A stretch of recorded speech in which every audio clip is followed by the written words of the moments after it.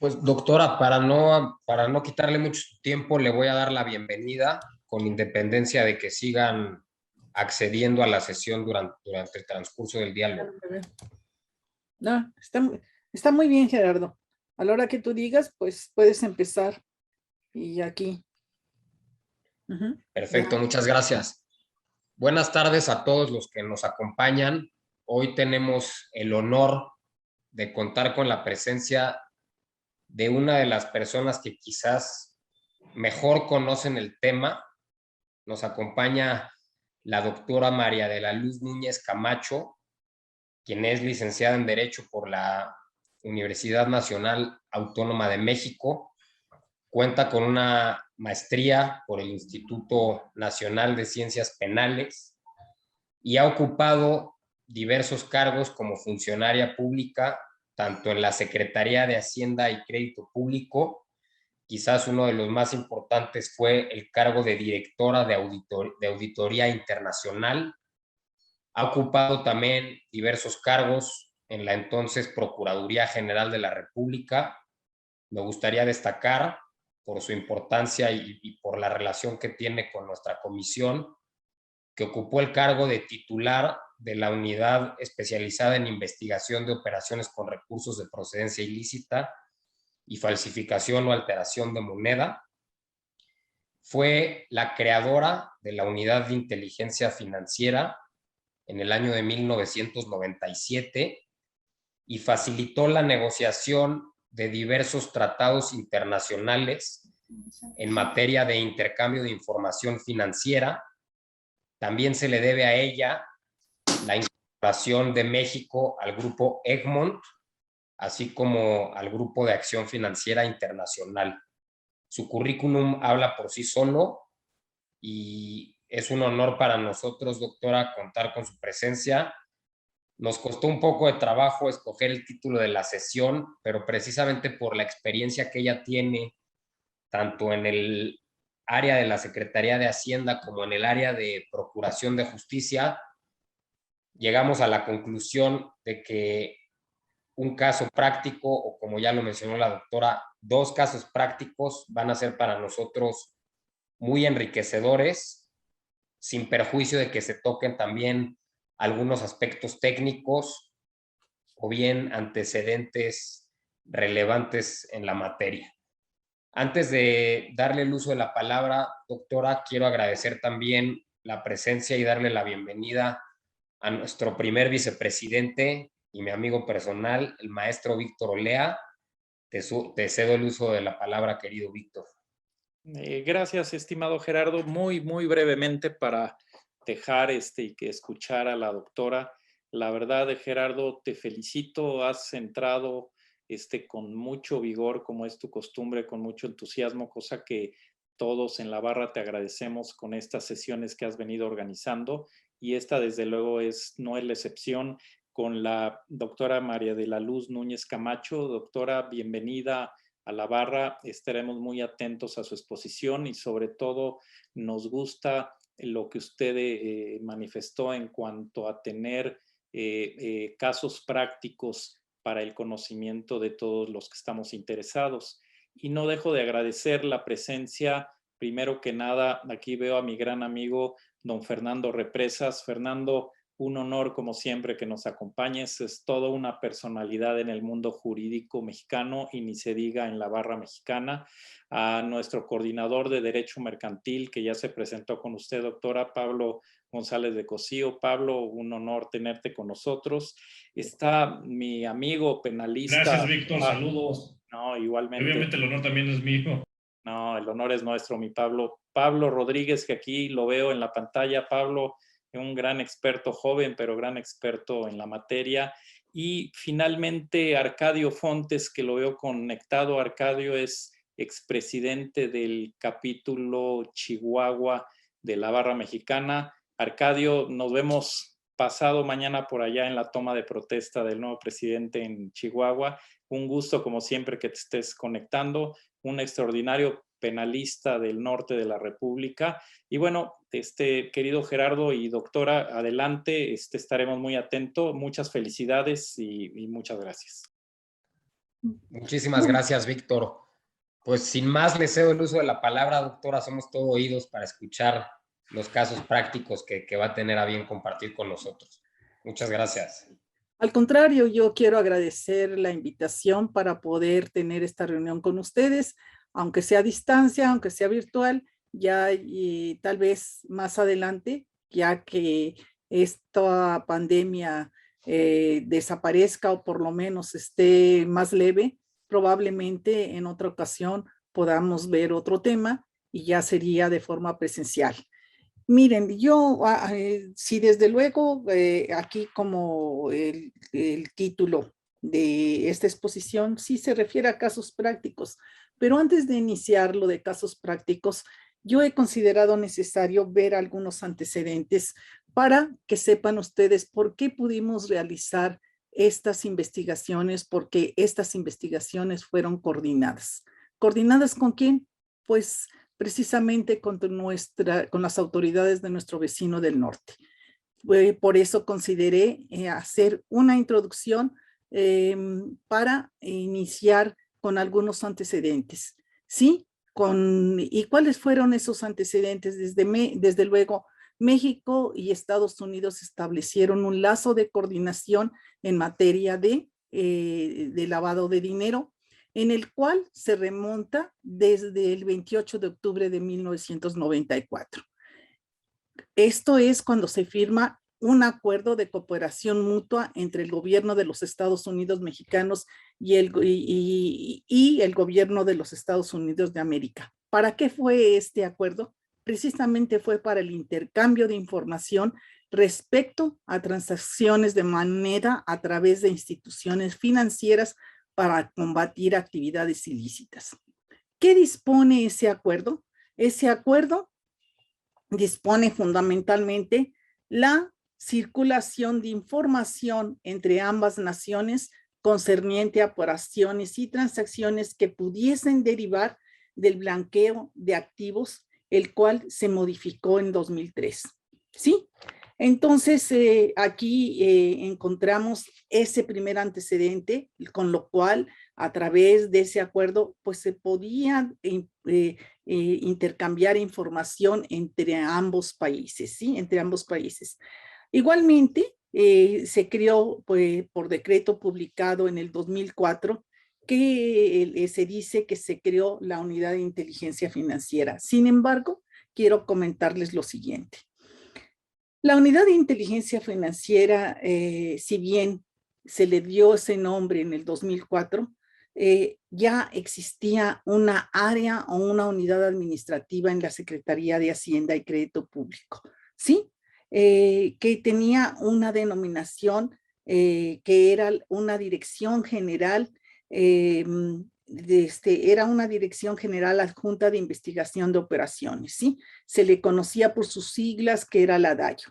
Y efectivamente, ya Gerardo les manifestaba a ustedes que fue a través de esta dirección general adjunta quien se llevaron a cabo las negociaciones para que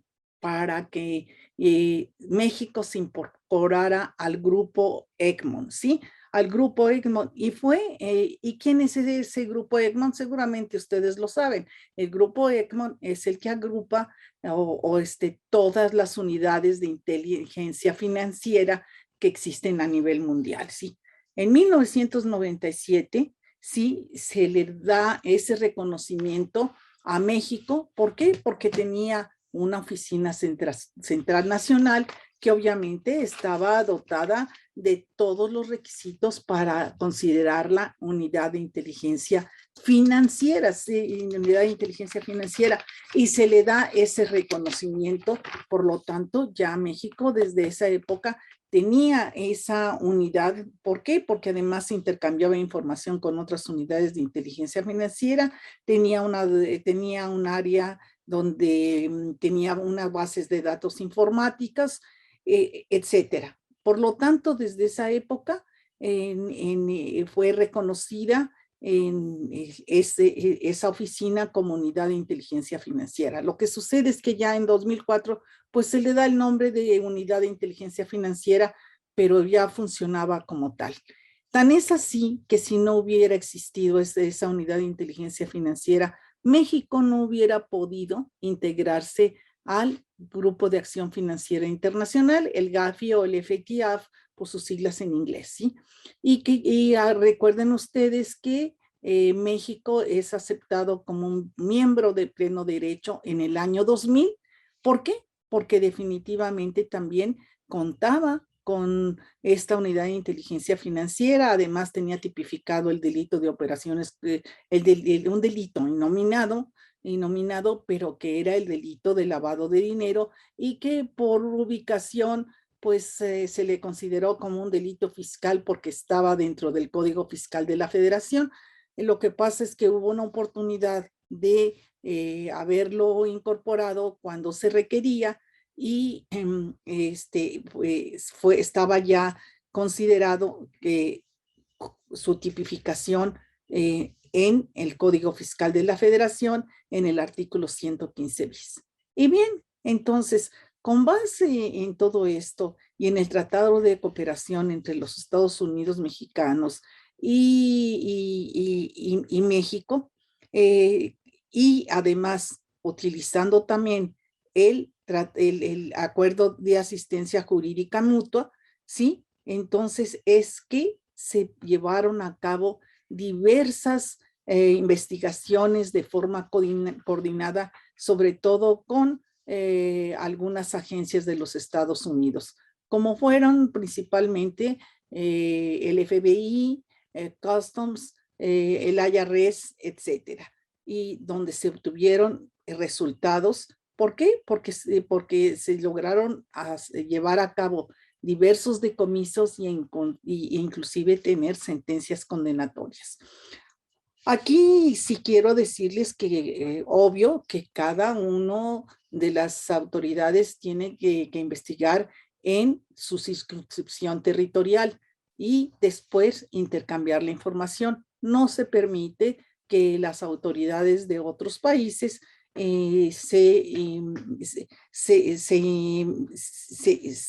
introduzcan al territorio del otro país, pero sí se permite que hagan el intercambio de esa información. Por lo tanto, ¿qué fue lo que sucedió? Pues se llevaron a cabo diversas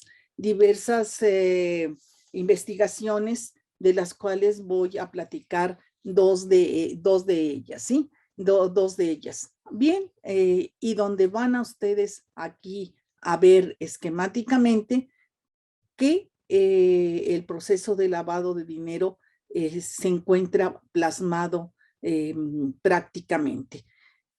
Quiero comentarles que las investigaciones de lavado de dinero llevan un proceso, pero es un proceso que es largo. No se pueden hacer investigaciones de lavado de ipso facto. A veces esas investigaciones, para que tengan éxito, pueden tardar 2, 3 años. ¿Por qué? Porque precisamente para ocultar y disfrazar el producto de actividades ilícitas, pues pasan por diversos países, ¿sí? Sobre todo por aquellos países que tienen una baja legislación, no solamente en materia de lavado de dinero, sino que inclusive en materia fiscal. Yo siempre he comentado que para poder investigar y desentrañar estas operaciones de lavado de dinero, pues una de las situaciones que se necesitan, una de las cuestiones que necesitan los investigadores es también conocer la materia fiscal, porque esa es la base para saber de dónde proviene el producto, si es de actividades lícitas o ilícitas. Recordemos que el proceso de lavado de dinero está formado por 3 etapas. Una de ellas es la colocación, la introducción o el prelavado. Otra es la transformación, el ensombrecimiento, la distribución o la estratificación. Y por último, viene siendo la integración o la reconversión. Lo que pretenden aquí la delincuencia es precisamente darle la apariencia de legalidad a el producto de sus actividades ilícitas. Y yo les decía, les preparé dos casos prácticos. Uno, obviamente, que la actividad ilícita va a ser el narcotráfico. Y podría decir que es que, como ustedes lo van a ver esquematizado, podrían pensar ustedes que es sencillo, que no hay mucho involucramiento. Sin embargo, su investigación llevó bastante tiempo. Y el otro sí va a ser de un fraude financiero que sí la persona que lo realizó, es decir, el que lo llevó a cabo, el que lo construyó, conocía el sistema financiero porque se dedicaba a eso. Les digo, desde luego los nombres aquí no vienen, por eso les digo, si hay alguna coincidencia con alguien que ustedes pudieran conocer o que les pueda recordar alguna situación, pues es simplemente mera coincidencia. Voy aquí a presentarles a ustedes el primer ejemplo, ¿sí? El primer ejemplo. Quiero ver nada más si lo ven o si lo pueden ustedes estar viendo. Si lo llegan a ver todos para que pueda yo empezar a explicárselos. Sí, ¿verdad? Sí, perfecto. Muy bien. Entonces, vamos a empezar ahora sí. A ver, les digo, es una investigación coordinada que llevamos con las autoridades del Customs en Estados Unidos y que estuvimos trabajando de forma conjunta, pero separada, ¿sí? Finalmente, vamos a ver cuál fue el resultado. Les decía yo que aquí vamos a empezar, el recurso proviene ¿de qué? De narcotráfico, ¿de qué? De la venta de la cocaína. Vamos a encontrar aquí al narcotráfico y ya otra persona, que el narcotraficante necesita que su producto dé la apariencia de legalidad. Y entonces busca a una persona para que le lave el producto, ¿sí? Proveniente del narcotráfico. ¿Qué es lo que hace el lavador? ¿Sí? Que es la gente pensante, ¿sí? Este lavador constituye una empresa de empacados, ¿sí? De empacados. Y pero también para poder lavar este producto necesita la complicidad de ¿quién? De funcionarios de un banco en Nueva York, ¿sí? Y entonces aquí el lavador crea una empresa, ¿sí? También les decía yo, una empresa de empacados en México, ¿sí? En México vamos a pensar que la crea en el norte del país. Y después también crea un grupo de holdings que va a estar domiciliados ¿en dónde? Imagínense en dónde, en las Islas Caimán, ¿sí? Y aquí este holding va a administrar un portafolio de inversión que precisamente van a provenir del narcotráfico. Aquí les decía yo en este esquema que les estoy presentando en el 2A aquí, ¿qué es lo que hace esa holding? Va a comprometer activos en el Banco de Nueva York. ¿Para qué? Para que este Banco de Nueva York otorgue líneas de crédito y fíjense por qué cantidad. En esa época era muchísimo dinero, bueno, no fue hace mucho tiempo, pero era por el equivalente a $7,376,089.35, lo que equivalía a $22,547,456.41 pesos, ¿sí? Y que este dinero estaba respaldado con el portafolio de inversión, ¿sí? Y les decía yo que los cuales fueron destinados para el pago a proveedores del extranjero de la empresa, de la empacadora, ¿sí? De la empacadora. Entonces, Vean ustedes el esquema, ¿sí? Aquí están dando la apariencia de que dieron créditos y que les estaban pagando precisamente a través de portafolios de inversión. ¿A quién? A esta empacadora. Quiero hacerles aquí un comentario en paréntesis. Fíjense que en el momento en que las autoridades fiscalizadoras para efectos de tributos hicieron la revisión de esta empresa, pues estaba todo en regla. ¿Por qué? Porque efectivamente allí esta empacadora tenía ingresos, ¿sí? Que venían ¿de qué? De una línea de crédito que cumplía con todos los requisitos, ¿sí? Por lo tanto, pues ahí estaba un esquema que era difícil percibir que efectivamente hubiera por parte de esa empacadora el hecho de que ese dinero podía provenir del narcotráfico. ¿Por qué? Porque a la hora que se le pedía la documentación, pues la documentación acreditaba que precisamente lo había recibido por una línea de crédito. Pero ya vimos que esa línea de crédito venía del portafolio de inversión, ¿sí? ¿De qué? De dinero que era del narcotráfico. Obvio que aquí se había necesitado que el apoyo, ¿sí? La complicidad de quién, de funcionarios de ese banco. ¿Qué sucedió entonces? ¿Sí? Aquí está el lavador que vamos a ponerle un nombre para seguir y continuar con lo que les estoy explicando. Vamos a pensar que se llama Roberto Aguirre, ¿sí? Entonces, ¿qué es el principal lavador? Entonces, a través de los funcionarios de la empacadora, realizó operaciones de compra de divisas no en una sola casa de cambio en el norte del país y en otras instituciones por la cantidad de 12.136.983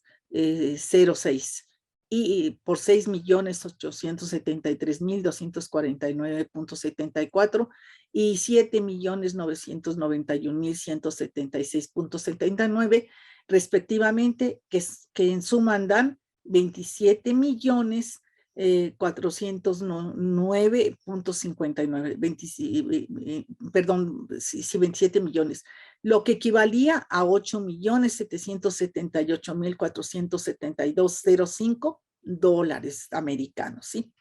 Ese importe de los 27 millones más las líneas de crédito que eran en cantidad de 22.547.456.41 fueron transferidos a bancos en los Estados Unidos de América para el pago a proveedores que hacían un total de 49.547.866 pesos, equivalente a 16.154.561 dólares de los dólares americanos.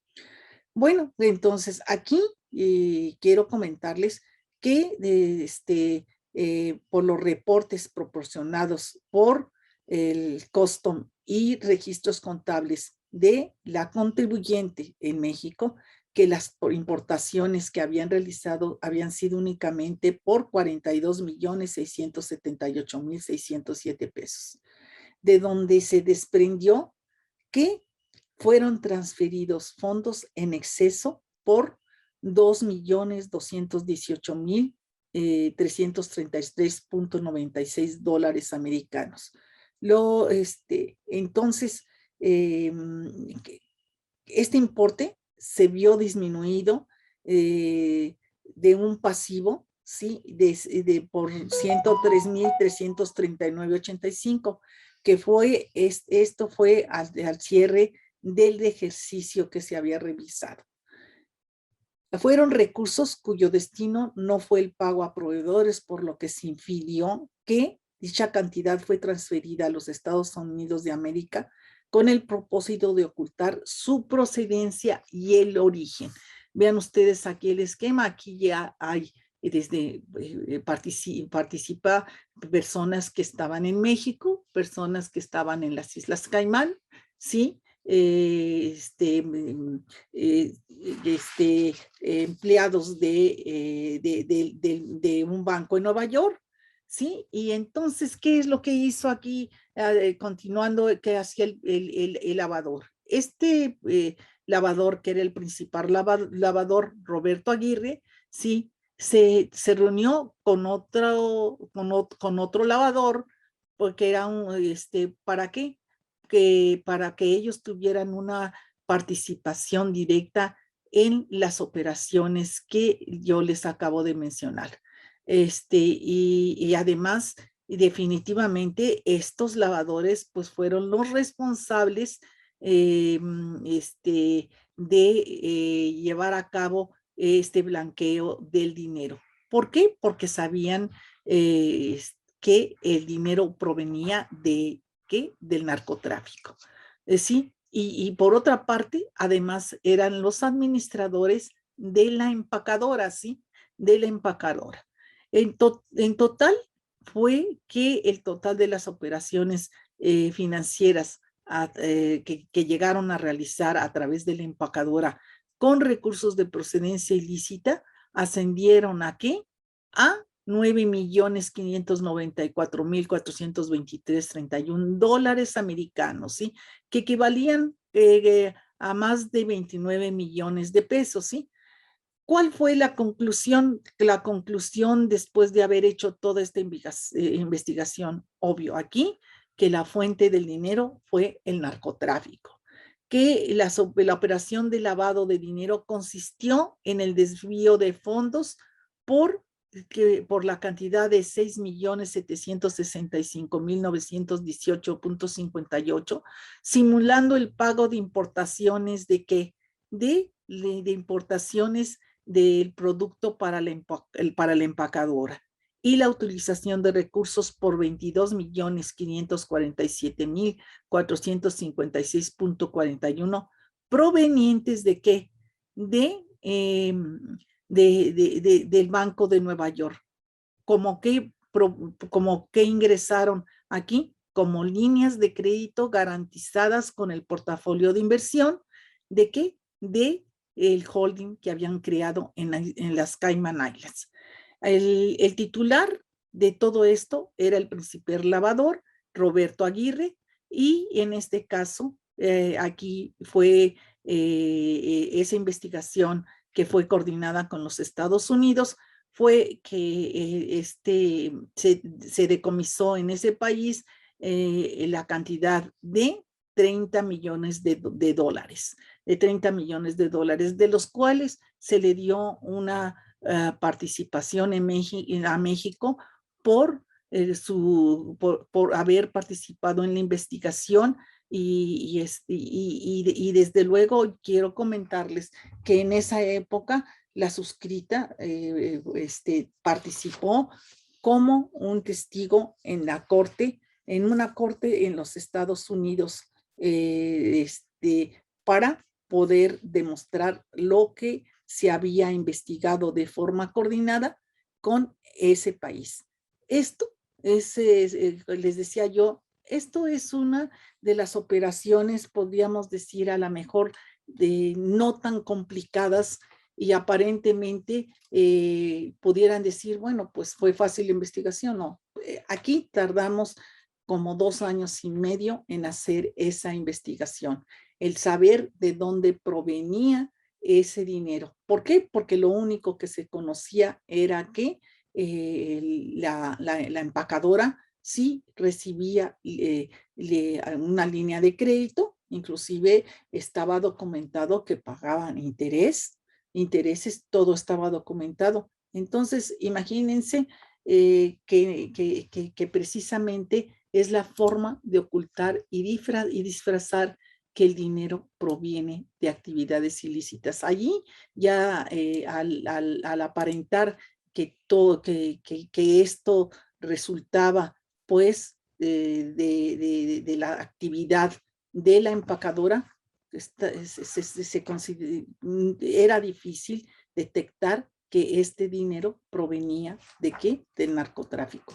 Por eso es que aquí es donde se requiere la coordinación, no solo de un país, sino a veces de más de un país. ¿Por qué? Porque México tiene pactado este tipo de acuerdos con otros países. Y además que a través de la unidad de inteligencia financiera, puedo comentarles que se intercambia información. Únicamente las unidades intercambian información. ¿Por qué? Porque para que tengan validez esa información se necesita obtenerla a través de los tratados de asistencia jurídica mutua. Se decía que estos tratados de intercambio de información no sabían quién los tenía que operar, estaban firmados en México por el secretario de Hacienda y en Estados Unidos por el Departamento del Tesoro. Y quien los aplicaba era precisamente en esa época lo que era el antecedente de la Unidad de Inteligencia Financiera, que era la Dirección General Adjunta de Investigación de Operaciones, y el FinCEN, que es la Unidad de Inteligencia Financiera de los Estados Unidos. Entonces, por eso es que se llegó a tener un éxito, un resultado al hacer este tipo de investigaciones. Este es un esquema que les digo, pudieran ustedes aquí, quise empezar por algo más digerible, un poco más sencillo, porque vamos a ver ahorita qué es lo que sucedió con otro de los casos prácticos, que la actividad ilícita fue el fraude financiero. En realidad, aquí vamos a ver de lo que pueden ser capaces y que también los delincuentes de cuello blanco. Voy a platicarles aquí, les digo, son casos reales, que los nombres están cambiados, pero que efectivamente fueron investigaciones con las cuales se tuvo un resultado positivo, ¿sí? Que no sé si quisieran ustedes hacer una pregunta. A mí me gustaría que viéramos el siguiente caso, y si después les quedan ustedes quisiera alguien que les ampliara respecto de los dos casos, con mucho gusto lo haría. Entonces, vamos a ver el siguiente caso, cuyo antecedente es el fraude financiero. Fraude financiero, y aquí vamos a ver. Vamos a empezar a ver lo primero.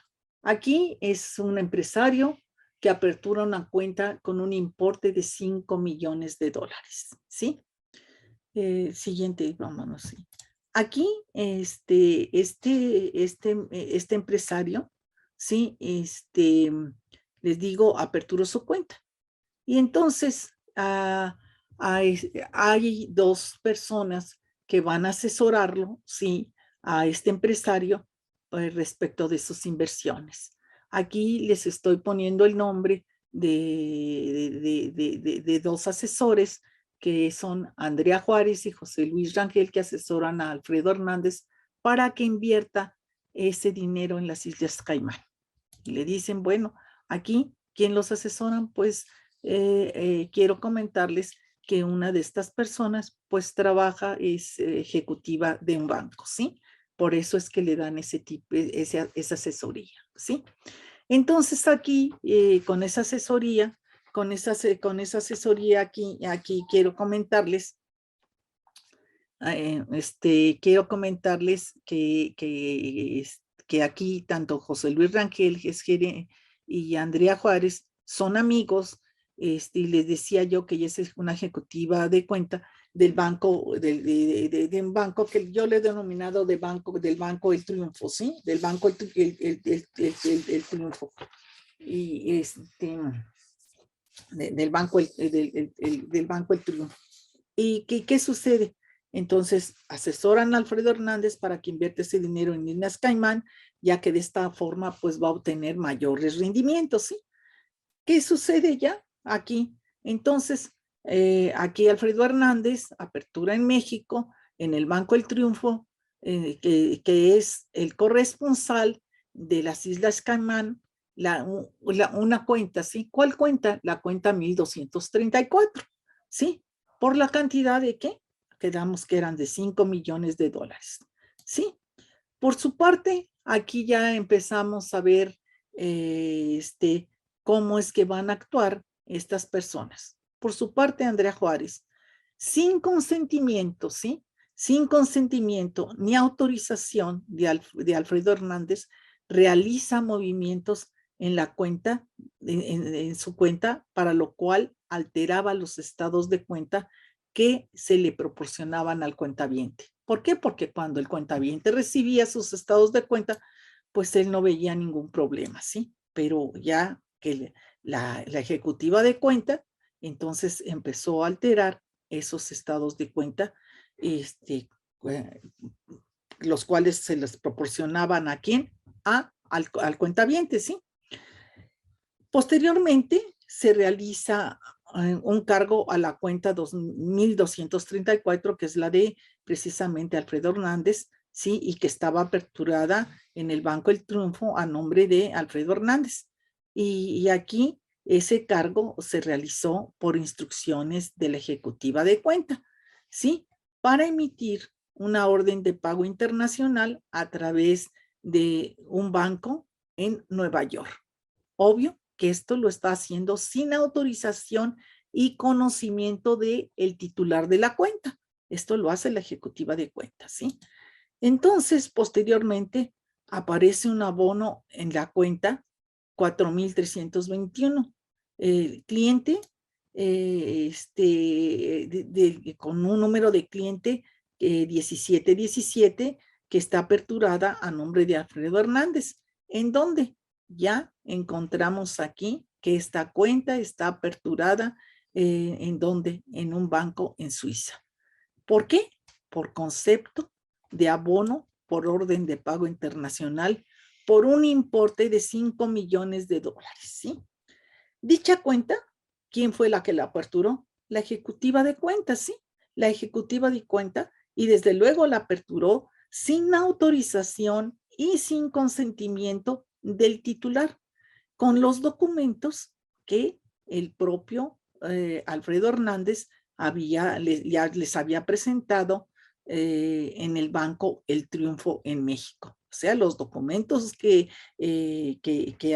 Alfredo les había proporcionado para aperturar su cuenta, la utilizaron para aperturar la cuenta en Suiza, ¿sí?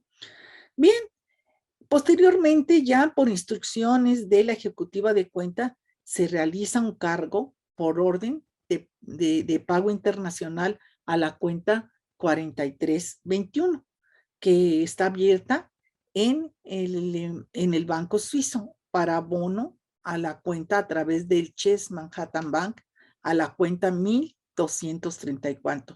¿De qué? Del Banco El Triunfo, ¿sí? Ambas están a nombre de Alfredo Hernández por la cantidad de 5 millones de dólares, ¿sí? De 5 millones de dólares. Aquí se los puse paso a paso cómo es que se va haciendo, ¿sí? Todas estas transferencias. Imagínense para darle seguimiento a cada paso que ellos realizaron, ¿sí? Bien, ya con posterioridad, por instrucciones de la ejecutiva de cuenta, se realiza un cargo a la cuenta 1234, que esté aperturada en el Banco del Triunfo para abono a la cuenta 8765 del Banco de Suiza. Ambas están a nombre de Alfredo Hernández por la cantidad de 4,995,000 ¿qué? Dólares. Me van a decir que por qué aquí no son los 5 millones, porque les voy a comentar lo siguiente. Para ellos hacer una prueba, ¿sí? De que no tuvieran problema al hacer este tipo de transferencias, lo hicieron primero, probaron con $1, para ver si no tenían problema. No tuvieron el problema y entonces cuando hicieron esa prueba, y por lo tanto es que por eso mandan solamente 4.995.000 pesos. ¿Por qué? Porque lo que faltaba para los 5 millones, pues los utilizaron para hacer la prueba. Bien, entonces aquí el cargo realizado a la cuenta 1234 y la apertura de la cuenta número 8765, obvio que se hicieron sin conocimiento y autorización de quién, de Alfredo, que era el titular de las mismas, ¿sí? Entonces, la cuenta 8765 se aperturó, fíjense nada más, con un poder supuestamente que le había otorgado Alfredo Hernández, ¿a quién? A favor de quién? De José Luis Rangel, ¿sí? Entonces, hicieron hasta un poder que supuestamente el titular le había otorgado a José Luis Rangel. Bien, entonces, ¿qué más sucedió? En la cuenta 8765, aperturada en el Banco Suizo, a nombre de Alfredo Hernández, ¿sí? Durante un periodo que abarcó de julio a noviembre, se realizaron 10 transferencias por instrucciones de quién? De la ejecutiva de cuentas, ¿sí? Por un importe de 4.989.045.8 dólares. Entonces, aquí y les estoy poniendo cómo fueron aquí cómo fueron haciendo ese tipo de transferencias. ¿Sí? Seguimos con la que sigue, sí, por favor. Bien, entonces aquí, ¿qué sucede? Imagínense después de que se hace estas transferencias, ¿sí? Durante ese periodo se realizaron depósitos por un importe, les decía, de 4.989.045.8. Aquí les decía yo, que fue de los meses de julio a noviembre. Bueno, muy bien. ¿Y qué sucedió después? Fíjense que aparece en los diarios de mayor circulación que la ejecutiva de cuenta aparece muerta por el Estado de México. Y aquí había ya omitido que lo que sucedió también previo a esto es que el lavador, en este caso, el que había planeado todas estas operaciones, en realidad había enamorado a la ejecutiva de cuenta para convencerla de que le ayudara a hacer todo este tipo de operaciones, ¿sí? ¿Por qué? Porque ella también pretendía que ella iba a recibir una buena cantidad, aparte de que probablemente se iban a ir a vivir juntos a disfrutar este dinero, porque ella era una madre soltera y pues pretendía tener una mejor vida. Pero desafortunadamente no puedo decirles quién fue el que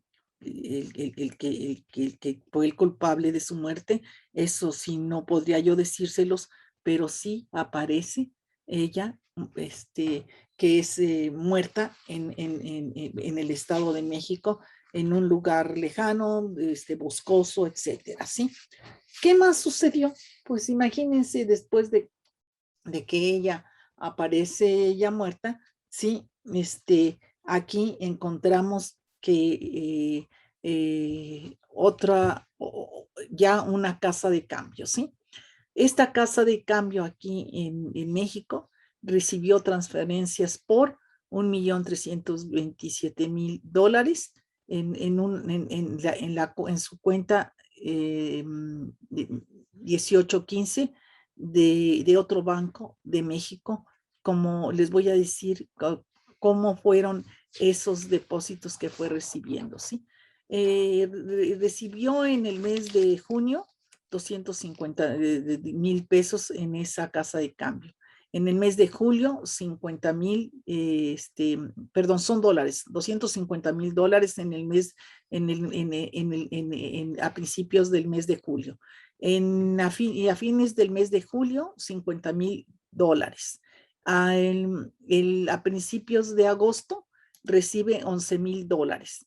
En septiembre, a mediados de septiembre, $16,000. Y en el mes de noviembre, $1,000,000. Total, lo que hacen un total de $1,327,000, ¿sí? Y todo esto fueron por instrucciones ¿de quién? De José Luis Rangel. ¿Qué sucedió entonces? Aquí yo les fui diciendo cómo fueron esos depósitos, pero en el mes de julio se realiza depósito por un importe de $250,000 en la cuenta, en otra cuenta, en la cuenta 100-200 del Banco El Futuro, a nombre de otra persona, a nombre de Pedro Gamboa, ¿sí? A principios del mes de julio, los recursos son depositados por el mismo importe de $250,000 a la cuenta 311-211 del banco El Beneficio. Son nombres ficticios, ¿sí? A nombre de quién? De una empresa, ¿sí? ¿Para qué? Para pago de pasivos, ¿sí? Aquí yo les estoy poniendo ciertos nombres, pero les digo, todos son ficticios. El 25 de julio se realizó un depósito por el importe de $50,000 en la cuenta 135-110 del Banco El Triunfo. ¿A nombre de qué? De otra empresa para pago de pasivos. Supuestamente esto es para pago de pasivos. En agosto, ¿sí? Se realiza otro depósito por un importe de $11,000 en la cuenta 12,516 del Banco El Triunfo. ¿A nombre de quién estaba? De José Luis Rangel. El 18 en septiembre, la casa de cambio, una casa de cambio aquí en México, pagó en efectivo $16,000 a quién? A José Luis Rangel, ¿sí? El 20 de noviembre, esa casa de cambio, efectuó una transferencia a la cuenta 113-355 a nombre de una empresa de aviones, ¿sí? De una empresa de aviones en un banco de Dallas, ¿sí? Por un importe de $1,000,000, ¿sí? Todos los recursos transferidos se utilizaron para la adquisición de un avión, el cual fue arrendado por una empresa en Bélgica, ¿sí? Por una empresa belga, ¿sí? Imagínense aquí para poder detectar este tipo de operaciones, ¿sí? Posteriormente, ya aquí se los estoy señalando en el 9C, vamos aquí en donde está esquematizado, vamos en el punto 9C. ¿Qué sucedió? Aquí José Luis Rangel, en su cuenta 1212 en Suiza, recibió cuatro transferencias por un importe de $2,612,016.86, ¿sí? Y aquí José Luis Rangel realiza tres transferencias por un importe de $1,612,016.86, y los cuales se depositan en la cuenta número 3,000 a nombre de Alfredo Hernández, ¿sí? Aquí les digo, ustedes pueden ir viendo cómo fue que se fueron realizando todas estas transferencias, ¿sí? La primera transferencia fue a través de un monedero de una casa de cambio en México, que recibió una orden de pago para que fuera una orden de pago en una cuenta de un banco de Estados Unidos, y que el beneficiario era José Luis Rangel y otra empresa, y otra empresa por un importe de $1,000,000. En esa misma fecha, aquí aparece ya otra persona, ¿sí? En esa misma fecha, la hermana de José Luis Rangel, ¿sí? que era su hermana, pero además era la representante legal de la empresa donde había recibido ese $1,000,000, José Luis Rangel, va a girar instrucciones ¿a quién? A una casa de cambio para que dicha cantidad se deposite en la cuenta 111-222 de banco, del Banco El Nacional, que está a nombre de Francisco Pérez. Ahora me van a decir, ¿quién es Francisco Pérez? Es el esposo de la hermana, es el esposo de la hermana, que en el mes de julio, su esposo expide los cheques, expide 2 cheques, cada uno por $500,000 a favor de otra empresa y de Guadalupe Rangel, ¿sí? Posteriormente, se realizaron 2 depósitos por un importe de $500,000, cada uno como sigue. Uno en la cuenta 369 del Banco La Ilusión, a nombre de la empresa donde la hermana es la representante legal por concepto de pago para pasivos. Y otro depósito en la cuenta 1962 de Banco del Triunfo, a nombre de Guadalupe Rangel por concepto de préstamo personal. Voy a volver a retomar el punto 9C, el punto 9C. ¿Por qué? Porque aquí vamos a ver que en septiembre y en octubre de lo que hemos venido viendo, en la casa de cambio aquí en México se recibieron 2 órdenes de pago en la cuenta 5555. ¿De quién? De un banco de Nueva York, para beneficio de quién, de José Luis Rangel, y de operadora de donde la hermana es la representante legal, por un importe de $312,016.86 y por $300,000, ¿sí? Mismos que por instrucción de José Luis Rangel lo va a destinar de la siguiente forma. Primero, ¿sí? Se realizan depósitos para que se realicen depósitos en las siguientes cuentas. Una, en una cuenta del Banco del Futuro, a nombre de, ahora sí ya, de una empresa donde lleva su nombre, que se llama Rangel y Asesores, por un importe de $300,000 por concepto de financiamiento.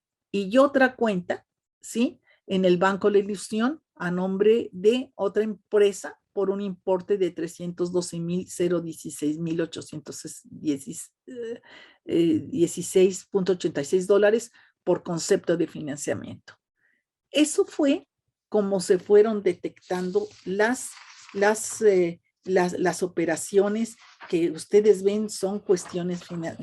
Fueron operaciones financieras, fueron de varios depósitos, no solamente aquí se utilizaron casas de cambio, sí, y no solamente fueron aquí en la Ciudad de México, fueron en el norte del país.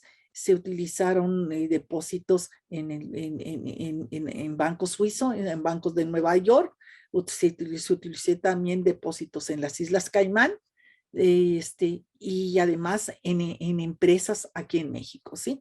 Entonces, aquí, de todo esto que yo les fui aquí detallando paso a paso, vean ustedes cómo fueron dándole tratando de ocultar de dónde provenía el dinero. Le fueron dando supuestamente la apariencia de legalidad. ¿Cuál fue nuestra conclusión? Nuestra conclusión fue que de una cuenta bancaria aperturada en México, ¿sí? Se administraron, se depositaron, se invirtieron y transfirieron dentro del territorio nacional, de hacia el extranjero, y a la inversa, recursos con conocimiento que procedían del producto de un fraude financiero, con el propósito de ocultar su origen, su localización y el destino de dichos recursos, ¿sí? Entonces, ¿qué fue lo que nosotros aquí sí se consignó a la persona aquí en México? Y se le dictó auto de formal prisión, no solamente a quien maquinó este tipo de operaciones, sino también a su hermana y al esposo de la hermana. Esto, imagínense, para poder detectar este tipo de operaciones, y poder obtener la información de esos otros países. ¿Cómo lo pudo hacer México? Por eso es que se trata precisamente de la experiencia mexicana. Aquí se trabajó con el FBI para poder obtener la información tanto del Banco de Nueva York, tanto también del Banco Suizo. Entonces se pudieron obtener toda esta información, inclusive de la empresa donde se compró el avión. Como ustedes ven, no es fácil hacer esta detección de este tipo de operaciones, porque ellos le fueron dando muchas vueltas y iba el dinero, regresaba el dinero, lo volvían a enviar para que pudiera volver a regresar hasta que le llegó a las empresas donde la hermana era la representante legal, que estaban allí también para efectos que ese dinero se les había entregado para efectos también de financiamiento para la empresa, para las empresas. Y les digo, no es fácil su detección. Estos son los dos casos prácticos que yo quería que ustedes conocieran y que vean qué es lo que se puede investigar y que efectivamente sí se puede detectar cómo se realizan este tipo de operaciones. No sé si alguien quisiera hacer, que les ampliara alguna pregunta, algún cuestionamiento. Doctora, muchísimas gracias por su exposición. Creo que ha quedado claro sobre todo lo importante que es el intercambio de información financiera entre estados a través de estos acuerdos de cooperación bilateral o en algunos casos multilateral, porque sin la cooperación internacional, en mi opinión, hubiera sido imposible en ambos casos detectar el origen y sobre todo los siguientes pasos de lavado de dinero. Entonces, creo que es muy evidente lo valioso que es el intercambio de información. A mí en lo personal me pareció más complejo el primer caso, doctora, que usted señaló que era el caso sencillo. La verdad me perdí un poco y tengo un par de dudas al respecto. Sí. Me queda claro que en el primer caso se transferían fondos en exceso a través de las líneas de crédito que sacaba la empacadora para justificar pagos por operaciones simuladas con proveedores que hasta donde entiendo eran inexistentes. Lo que no entiendo y me surge la duda es cómo llegan ustedes a la conclusión o qué indicios tenían en su investigación para acreditar que los recursos provenían del narcotráfico, porque yo veo que usted afirmó con toda seguridad que eran recursos provenientes del narcotráfico. Creo que en el segundo caso es evidente que el fraude financiero generó las ganancias que constituyeron el objeto material del lavado de dinero, pero en el primer caso no me queda claro y por eso le pregunto qué indicios tenían para arribar a esa conclusión. Bueno, lo que pasa es que aquí, Gerardo, yo les comenté que obviamente son investigaciones conjuntas, investigaciones coordinadas. Son investigaciones coordinadas. Lo que yo tampoco les mencioné aquí, que a lo mejor el dueño o los dueños o los socios de esa empacadora, pues tenían ciertos apellidos que pudieran darnos indicios de que se dedicaban al narcotráfico. O eran gente que estaban relacionadas, o eran gente que estaban casadas con gentes que eran, era obvio que se dedicaban al narcotráfico, ¿sí?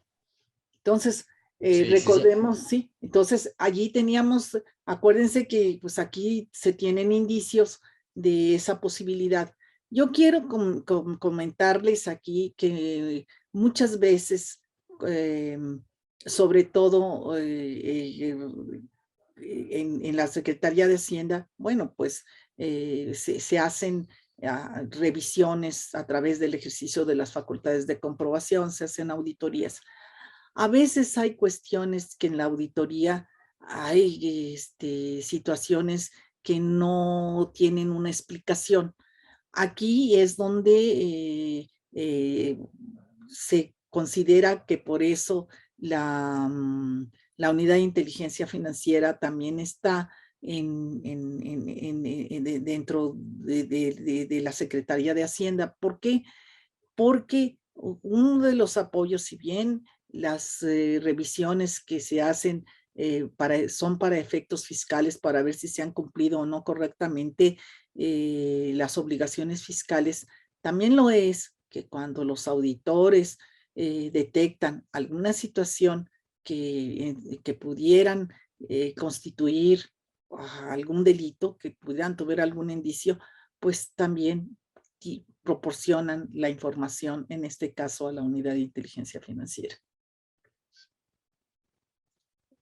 Entonces son varios indicios que se tienen porque imagínense si esa empacadora se encontraba en una determinada región, en una determinada, y que además quien la administra pues tiene determinados apellidos o bien están casados con personas que se dedican al narcotráfico, pues aquí es muy obvio, pero además también por eso yo les comentaba que por eso existe ese intercambio de información. A veces también quien pide que se inicie la investigación por parte de México, pues es el otro país con los que se tiene pactado este tipo de acuerdos. Muchas gracias, doctora. Creo que en este caso también podemos ver con toda claridad un ejercicio práctico de la comprobación indiciaria, ¿no? El tipo penal que nos habla de Sí, claro. indicios razonables o la certeza que provengan de un delito. Y creo que también hay un aspecto técnico de gran relevancia en el segundo caso que usted nos pone, doctora. Hasta donde yo entiendo, este personaje ficticio, José Luis Rangel, tiene un grado de participación en el delito financiero, pues fue quien instigó a la ejecutiva del banco para que a través de la falsificación del poder y demás documentos aperturara las cuentas a las que se realizaron estas transferencias, consumando así el delito previsto en la Ley de Instituciones de Crédito. Claro. Por lo tanto, yo entiendo que tiene un grado de participación en el delito previo y como tal, no me queda muy claro por qué se le pudo también procesar por el delito de lavado de dinero. Creo que esa es una de las discusiones más finas en la doctrina, doctora, incluso lo platicamos la vez pasada, si el autor del delito previo puede ser también autor del delito de operaciones con recursos de procedencia ilícita. Aquí a mí no me queda la menor duda que el producto que genera el delito financiero es a su vez el objeto del delito de lavado de dinero. Y creo que como tal no pudiera sancionársele por las dos conductas porque se estaría infringiendo la garantía constitucional de non bis in idem.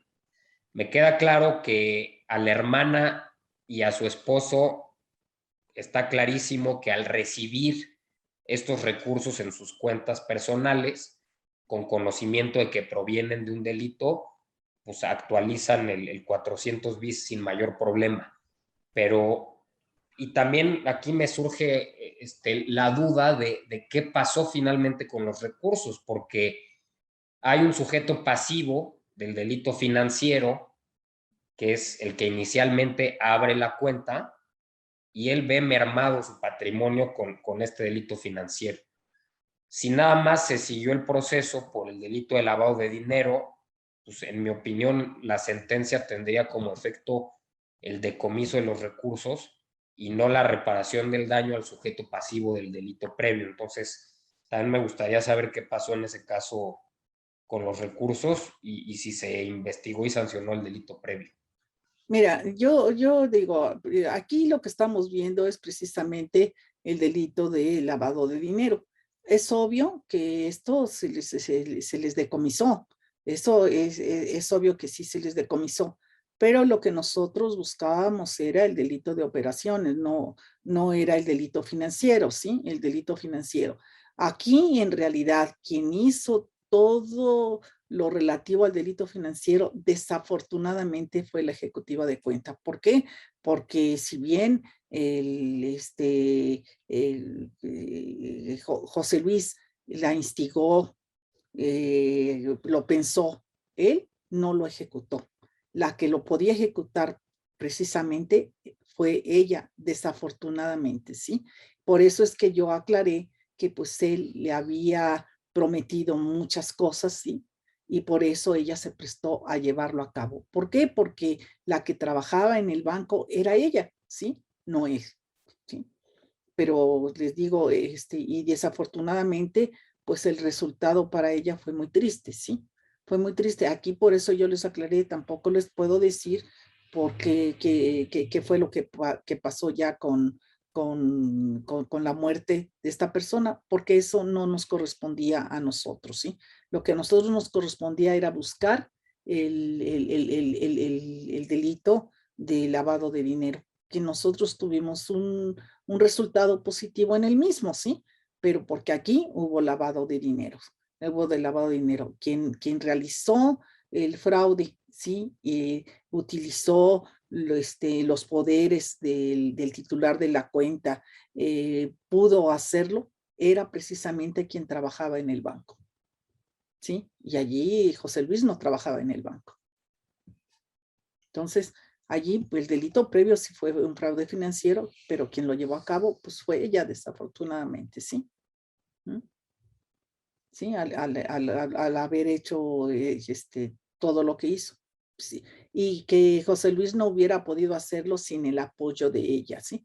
Y quiero yo decirles aquí que cuando se presenta, no sé si lo sigan haciendo ahora, pero cuando se presentaba este tipo de, en este caso no eran, no eran carpetas de investigación, eran averiguaciones previas. Lo que se hacía era no solamente presentar toda la documentación, todos los soportes, sino que se emitía un dictamen contable financiero donde se iba explicando paso a paso qué fue lo que había sucedido y se le ponía con una terminología lisa y llana al juez para que pudiera entender cómo es que se habían hecho las operaciones. Por eso es que se tenía un resultado positivo, porque no solamente se acompañaban los soportes de las conductas, sino la explicación de una forma sencilla, clara, para que lo pudiera entender el juez. Sí, no, pues muchas gracias. Sí, la verdad la explicación sí fue muy clara. Supongo que fue una investigación muy compleja, pero ahorita su explicación fue muy didáctica y sí es evidente cómo se realizaron estas operaciones con los recursos. Tengo por aquí una pregunta, doctora, que no está relacionada en concreto con los dos casos que usted expuso, pero me voy a atrever a formularla porque viene por parte de un gran conocedor de la materia. A ver si usted se siente cómoda contestándole. Dice: felicidades, doctora María de la Luz. El delito de lavado de dinero hoy por hoy es comodín en algunas acusaciones mediáticas y se trata de perseguir simultáneamente con los delitos fiscales. Es una es una pregunta del doctor Miguel Buitrón. No sé, doctora, si usted nos pueda contestar algo al respecto. Sí, con mi querido amigo, es mi amigo y con mucho gusto, Miguel. Mira, Miguel, yo tengo otras opiniones y yo puedo vertirlas si son opiniones personales, ¿sí? ¿Qué es lo que pasa? Muchas veces cuando las autoridades tributarias no pueden llevar a cabo sus funciones, pues es muy fácil de decir es que aquí hay lavado. Digo, hemos visto que han llegado al extremo de considerar delitos fiscales como de delincuencia organizada. Y eso, en mi opinión, pues va más allá de lo que debió ser. ¿Por qué? Porque inclusive reformaron la Ley de Seguridad Nacional. No ponen en riesgo una conducta. Sí, yo estoy de acuerdo que sí, que si estaban utilizando documentación apócrifa, lo que sea, se tiene que sancionar así, pero no es lo mismo el riesgo que representa un terrorista a lo que representa un defraudador fiscal. La sanción que se les está poniendo es excesiva, ¿sí? Para mí es inconstitucional. ¿Qué es lo que pasa? Yo nunca estuve de acuerdo en que paralelamente se sancione el delito de defraudación fiscal con el de operaciones con recursos de procedencia ilícita. Inclusive quiero decirles que yo tampoco estuve muy de acuerdo en que se considerara como delito previo predicado el de defraudación fiscal. ¿Por qué? Para efectos de lavado de dinero. ¿Por qué? Porque al final de cuentas, el dinero que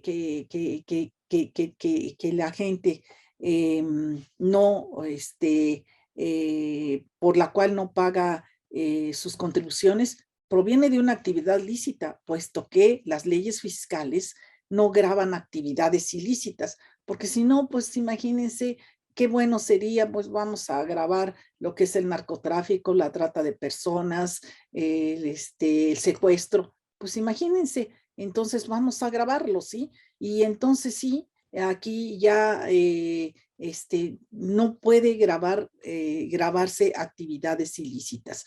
El delito de defraudación fiscal está sancionado, tienen los mecanismos para detectarlo y para sancionarlo, ¿sí? Por eso inclusive existe por montos un delito que se puede considerar que sea más grave. Y lo mismo ha pasado ahorita con las reformas que hicieron al artículo 113 bis, en donde incorporan que por las facturas apócrifas, pues ahora ya es delincuencia organizada, y es de seguridad nacional.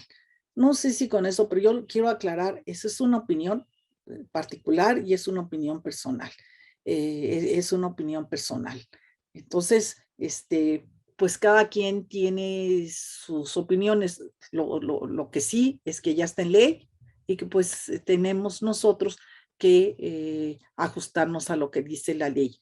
Y en un momento dado, inclusive, pues vamos a esperar que también qué es lo que puede decir la Corte respecto de lo que yo les estoy comentando, respecto de esta reforma, de ese decreto que reformó tanto el Código Fiscal como la Ley de Seguridad Nacional, como como el Código Nacional de Procedimientos Penales, etcétera, porque además va más allá.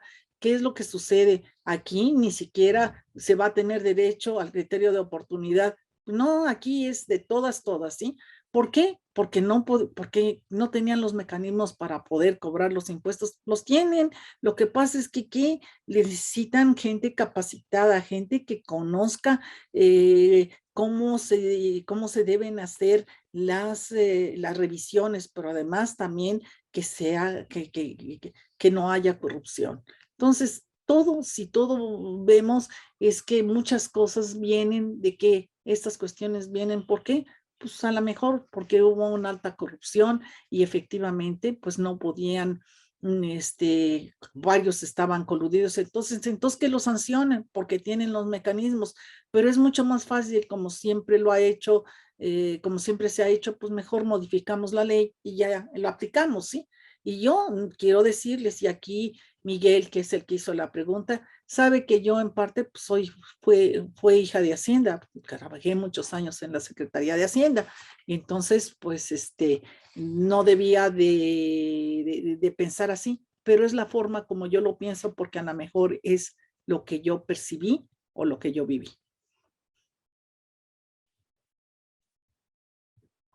Muchísimas gracias, doctora. No sé, Miguel, si quieras hacer algún comentario o si alguien más tiene otra pregunta. Anímate, Pablo, desde el punto de vista mercantil, ¿qué dudas te surgen? No, o sea, digo, la verdad es que, digo, muy interesante, doctora. La verdad es que, digo, muy, muy, muy interesante. Sí estoy, pues, pensando muchas cosas. La verdad es que, o sea, los casos sí me parecieron, un poquito más intrincados. Pero una pregunta, por ejemplo, ¿y quién denuncia las conductas? O sea, por ejemplo, en el primer caso, ¿quién la denuncia? O sea, la casa de bolsa o cómo empieza la investigación. Bueno, ahorita mencionó que el país o sea, vamos a intercambio de información, entonces el otro país dice, bueno, pues empiecen esta investigación, pero por ejemplo, en el segundo caso, ¿quién? ¿El depositante? Mira, digo, hay muchas formas. Acuérdate que también simplemente tú puedes tener una noticia criminal. Hay muchas formas en que se inician las investigaciones. Yo no puedo decirte solamente de esta forma, no. Simplemente tienes una noticia criminal y estás obligada a investigar y estás obligada a investigarlo, ¿sí? Ahora, yo quiero hacerles un comentario. El primer caso que yo les señalé fue que se hizo la investigación por parte de la Secretaría de Hacienda, ¿sí? Por parte de la Secretaría de Hacienda. Entonces, pues allí se tienen mayores elementos. Yo puedo comentarles que cuando yo trabajé muchos años en la Secretaría de Hacienda, pero cuando estuve viendo precisamente esa Dirección General Adjunta de Investigación de Operaciones, como su nombre lo dice, investigaba cuestiones de lavado de dinero y teníamos mucha relación con el gobierno de los Estados Unidos, con el gobierno de España, con el gobierno de Francia, etcétera. ¿Qué es lo que sucede? ¿Qué es lo que sucede? Pues teníamos esos intercambios y podíamos iniciar ese tipo de investigaciones. Y cualquier noticia criminal, pues es la obligación de iniciarla. Pero por otra parte, y aquí sí les voy a decir algo, por lo menos en esa época se tenía mucha relación con el área de auditoría, ¿sí? Y entonces, a veces, con el área de auditoría, determinadas revisiones no había ciertas cuestiones lógicas, ¿sí? Y entonces bien daban pauta para iniciar una investigación de lavado. Pero no te puedo decir, es que nada más hay una forma, por eso es que nosotros investigamos. Puedes inclusive recibir denuncias anónimas, ¿sí? Denuncias anónimas.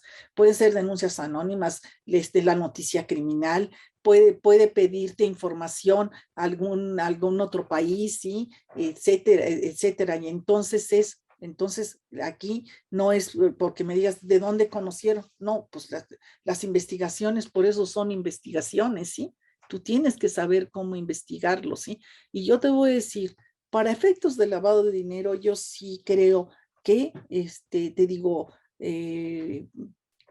por lo menos en esa época cuando yo estuve allí, que fue bastante, todos habíamos sido auditores. ¿No?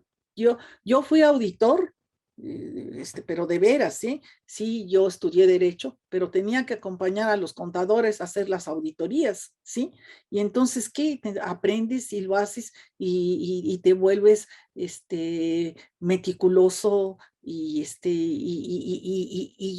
también tienes esa intuición, ¿sí? Tienes esa intuición de que yo quiero decirles que para poder haber obtenido este último caso, se imaginan cuánta información, claro, yo no les dije aquí al detalle, pero se imaginan cuánta información financiera tuvimos que estar analizando se pide mucha información financiera. ¿A dónde? ¿A quién? Bueno, se pide a través de las comisiones supervisoras, ¿sí? Se pedía a través de las comisiones supervisoras, pero para eso no te puedes saturar de toda esa información que te pueden dar. Tienes que tener ese, pues ahora sí, ese feeling para poder decir, por aquí me voy, ¿sí? Por aquí, esto es lo que tengo que buscar, ¿sí? Entonces, pero no hay yo no puedo decirte es que solamente por denuncia, ¿no? Hasta con una investigación criminal. Digo, muchísimas, a mí me pareció fascinante, la verdad me encantó. Y a ver, nada más así como comentario, así desde el punto de vista civil y mercantil, por ejemplo, en el segundo caso, no sé si hubiera una acción ahí contra el banco por negligencia en el proceso de contratación de su personal, porque ¿cómo es posible que una persona que era miembro del banco haya incurrido en este tipo de conductas de falsificación solo para poder mantener su relación con el sujeto activo, vamos, el señor Sí, este? claro. Mira, Yo no sé si ahí podría haber una acción de responsabilidad civil por daños y perjuicios contra el banco, ¿no? Y tratar de recuperar por ahí, pues, oye, ¿cómo es posible que permitiste que una persona con este perfil trabajara para el banco, ¿no?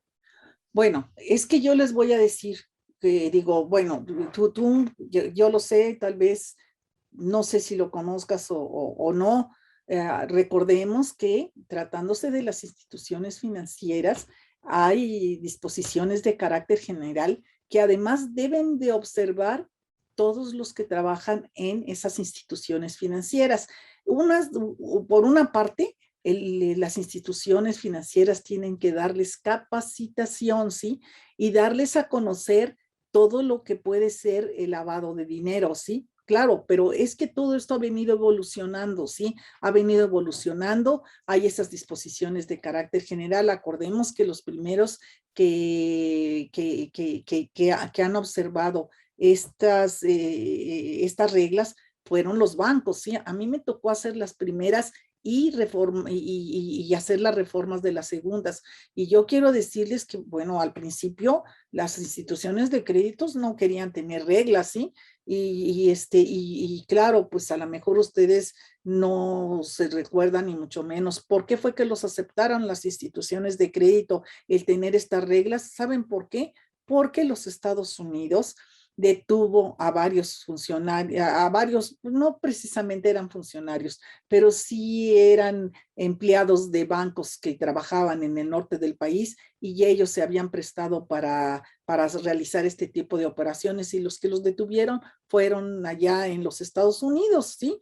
¿Por qué? Porque allá era lo que se denominó la Operación Casablanca. Los americanos los detuvieron y fue un escándalo, sí, fue un escándalo, sí, era la época donde estaba la procuradora Rino, y entonces, ¿qué dijeron? Entonces los bancos, sí, sí queremos reglas, es necesario que tengamos reglas, pero decían, ¿cómo vamos a tener un compliance? Nos va a costar muy caro, vamos a tener que tener una oficina exclusivamente para esto, etcétera, ¿sí? Entonces, la cosa tiene que mejorarse, evolucionar, y así ha venido evolucionando. Por eso es que nosotros pudimos ingresar a ¿qué? Al Grupo de Acción Financiera Internacional, quien es el que da la norma, ¿sí? Que nos da los estándares internacionales para que los cumplamos, y si no los cumplimos, pues no los dice, ¿sí? Y podemos ser sujetos a sanción.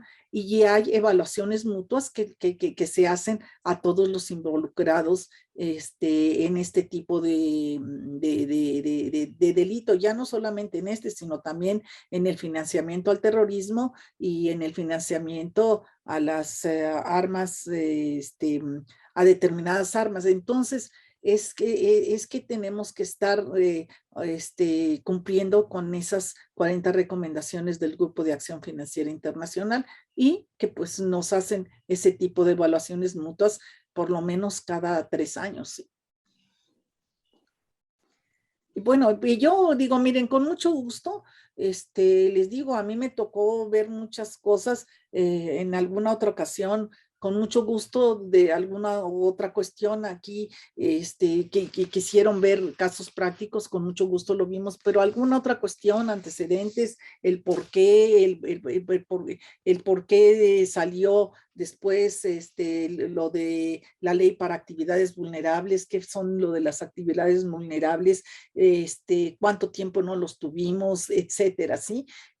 Todo eso, bueno, a mí es algo que a mí me apasiona todo esto, pero lo que sí les puedo decir, ¿por qué lo primero que yo aprendí pues fue la cuestión fiscal, que tengo que seguir estudiándola y tengo que seguir actualizándome en lo que es todo lo de lavado de dinero, ¿sí? ¿Por qué? Porque ahorita vienen otras fases que son pues todo lo virtual, las criptomonedas, ¿sí?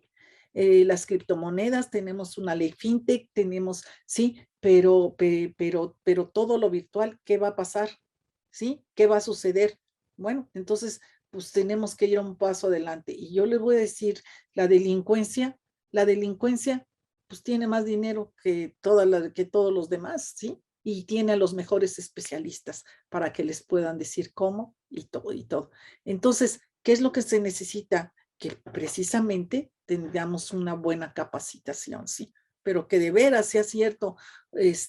¿Por qué? Porque pues desafortunadamente las administraciones cambian y todo no sirve y resulta que, que si hubo alguien capacitado para esto, pues ya no sirve, ¿sí? Vámonos, ya. Y los que vienen a lo mejor ni idea, ¿sí? Ni idea tienen.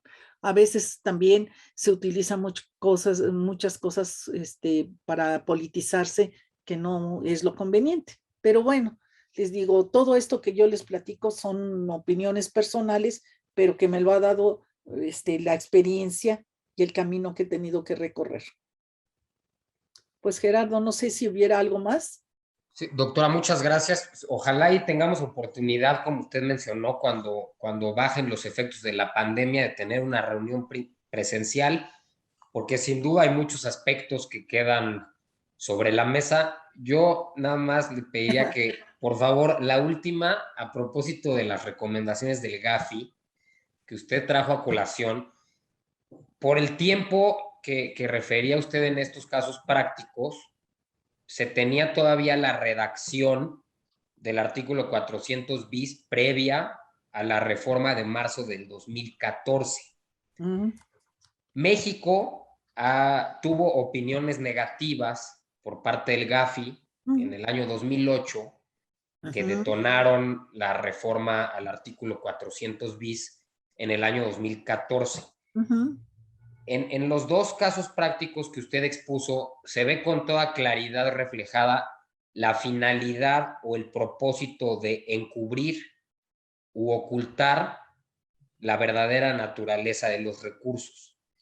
Sin embargo, este elemento subjetivo específico fue eliminado del tipo penal en la reforma de marzo de 2014, supuestamente para dar cumplimiento a las recomendaciones del CAFI y poder superar estas opiniones negativas. Asimismo, se sanciona la posesión simple sin ninguna finalidad. Yo le pregunto qué opinión le merece esta reforma, porque yo no encuentro que exista ninguna diferencia entre la posesión simple a que se refiere el 400 bis con el tipo básico de encubrimiento. Y me parece que sancionar la simple posesión pues, nos llevaría a extremos no deseados. Entonces, no sé si realmente se cumpla con las recomendaciones del GAFI con esta reforma o si era mejor con la redacción anterior. Usted que le ha tocado ver en la práctica el antes y el después, ¿qué opina? No, bueno, bueno, pero yo te digo, son opiniones personales, ¿sí? Son opiniones personales. En realidad te digo de la reforma, porque, bueno, siempre México ha tenido deficiencias en el cumplimiento de las 40 recomendaciones y siempre nos han pedido que cumplamos con esto. Lo importante aquí es que lo que nos piden es que tengamos sentencias condenatorias, que no las hay, que no las hay. Se podrá oír mucho, es que detectaron esto y lo otro, y efectivamente está la sentencia. Hay que buscarlo y van a ver que el GAFI señala que no hay sentencias condenatorias. ¿Qué sucede? Pues que lo desvirtúan o que la verdad es que le faltan elementos para que puedan probarlo, ¿sí? A que le puedan probarlo. Allí está la problemática, pero yo vuelvo a lo mismo, pues es que es falta de conocimientos, falta de capacidad o tal vez por la corrupción. Pero aquí, pues hizo la reforma porque lo requerían, pero ahora tendríamos de veras que ver cuál es el resultado de esa reforma. Ujú. De acuerdo, doctora. Muchísimas gracias. Ya no le quitamos más su tiempo. No me lo quita. Con mucho Estamos en gusto. contacto para coordinar entonces esa sesión presencial que ya nos ofreció cuando bajen los efectos de la pandemia. Ujú. Pues felicidades porque se ve que sí fueron dos asuntos sumamente complejos y yo sé que usted estuvo al mando de esas investigaciones, entonces le agradezco que nos haya compartido estos casos tan ilustradores y enriquecedores para nosotros. Agradezco a todos los barristas y no barristas por su presencia y seguiremos en coordinación. Un abrazo fuerte. Muchas gracias y hasta luego, ¿sí? Felicidades a Gracias, todos. doctora. Hasta luego, Gerardo. Bye.